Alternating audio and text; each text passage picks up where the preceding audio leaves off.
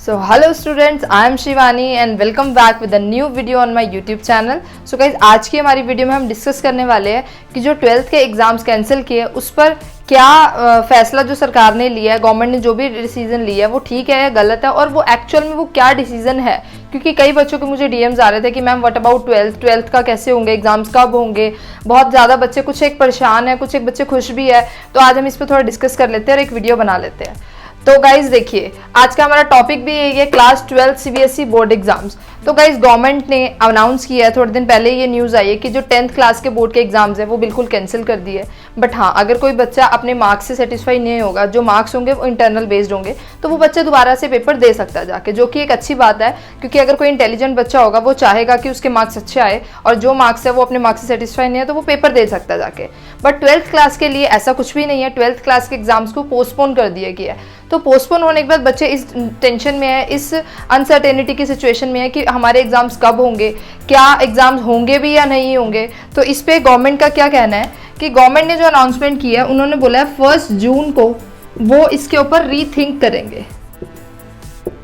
Rethink मतलब उसके ऊपर वो दोबारा से सोचेंगे। तो गाइज, अगर 1 जून को गवर्नमेंट इस डिसीजन के ऊपर सोचेगी एग्जाम्स कब होने हैं, कब नहीं होंगे, कितने दिन लगेंगे, तो 10 से 15 दिन उन्हें भी इस डिसीजन पे आने में लग जाएंगे कि एग्जाम्स कब होंगे, उसकी डेट्स कब डिसाइड होगी। इसके साथ ही एक यहाँ पे प्लस पॉइंट ऐड हुआ है, वो ये कि जो भी गवर्नमेंट ने बोला है कि वो डिसाइड करेंगे, डिसाइड करने के बाद वो अनाउंस करेंगे dates before 15 days. It means अगर 1 तारीख को वो सोचेंगे, और फॉर एग्जाम्पल 15 से पेपर तो हो ही नहीं सकते किसी भी कीमत पे, क्योंकि 15 दिन पहले तो वो बताएंगे। अगर 15 दिन पहले ही वो सोचेंगे, सेम डे तो अनाउंसमेंट भी नहीं हो जाएगी। तो 15 जून को अगर आपके पेपर अनाउंस होंगे, इट मीन्स 1 जुलाई से आपके पेपर होंगे। तो मीन्स ये तो क्लियर है कि आपके पेपर जुलाई में होंगे। उसके अलावा कई चीज़ें ये कई लोग ये मुझे कह रहे हैं कि अगर 10th के पेपर कैंसिल कर दिए तो 12th के भी कर देना चाहिए। तो दोस्तों, एक बात तो क्लियर है कि 10th के एग्जाम से ज़्यादा 12th के एग्जाम्स मैटर करते हैं। उसका रीज़न ये है कि 12th के एग्जाम्स के मार्क्स पे बेस्ड आपको आगे यूनिवर्सिटी में एडमिशन्स मिलता है। और इस टाइम पे सिचुएशन ऐसी है कि एग्जाम पोस्टपोन करना ही मेरे अकॉर्डिंग बेटर था, क्योंकि ड्यू टू कोरोना वायरस इतना ज़्यादा जो सेकेंड वेव आई है वो इतनी ज़्यादा डेंजरस है। हम डेली न्यूज़ में देखते हैं, अपने आसपास देख रहे हैं कि खुद को डर लग रहा है देख के। तो बच्चे तो फिर छोटे ही अभी, उनको तो ध्यान रखना हमारी खुद की रिस्पॉन्सिबिलिटी है। अगर वो स्कूल जाते हैं, उनको कुछ हो जाता तो who will be responsible for that, है ना। तो इस अकॉर्डिंग तो मेरे लिए तो एग्जाम पोस्टपोन करना ही बेटर था। बट अगर हम बात करते हैं कि इससे बच्चों को क्या नेगेटिव इम्पैक्ट पड़ा है, कुछ बच्चे ऐसे हैं जिन्होंने बहुत अच्छे से मेहनत करी है, तैयारी करी हुई है, तो वो अब इस टेंशन में है कि अब दोबारा से एग्जाम पोस्टपोन हो गया, डेट्स अभी पता नहीं है, कब हम पढ़ेंगे, कब हम तैयारी करेंगे, कब हमारे पेपर होंगे, कब हमारा रिजल्ट आएगा। तो दोस्तों, मेरे अकॉर्डिंग तो ये पोस्टपोन करना ही बेटर था। उसका रीजन मैं आपको बताती हूँ। गाइज देखिए, अगर आप पेपर देने जाते हैं, वहाँ बीमार हो जाते हैं ना, आप पेपर दे पाते, ऊपर से आपको वायरस से इन्फेक्ट हो जाते और आप बीमार हो जाते, तो आपकी हेल्थ पे भी इफेक्ट होता। तो according to me health is our priority, और गवर्नमेंट ने भी इसी चीज़ को ध्यान में रखते हुए हमारे एग्जाम्स को पोस्टपोन किया है। तो अब अकॉर्डिंग टू मी, जैसा कि मैंने अभी आपको बताया कि हमारे पेपर्स अगर जुलाई में होते हैं तो आपके पास एक अच्छा टाइम होगा अपने लिए अच्छी प्रिपरेशन करने का। उसके अलावा हाँ, गवर्नमेंट ये भी कर सकती थी कि जैसे 10th के एग्जाम्स को कैंसिल करके इंटरनल मार्क्स पे बेस्ड उनको मार्क्स आएंगे, और अगर किसी बच्चे को अपने मार्क्स से सेटिस्फैक्ट्री नहीं है तो वो दोबारा पेपर दे सकता है। तो 12th के लिए भी वो ऐसा कर सकती थी। उसका रीज़न ये है कि अगर जितना लेट हमारे पेपर होंगे, हमारी जो इंटरनेशनल यूनिवर्सिटी है उसमें बच्चे एडमिशन नहीं ले पाएंगे आफ्टर 12th। बट ऐसा नहीं है कि ये सिर्फ इंडिया का हाल है गाइज।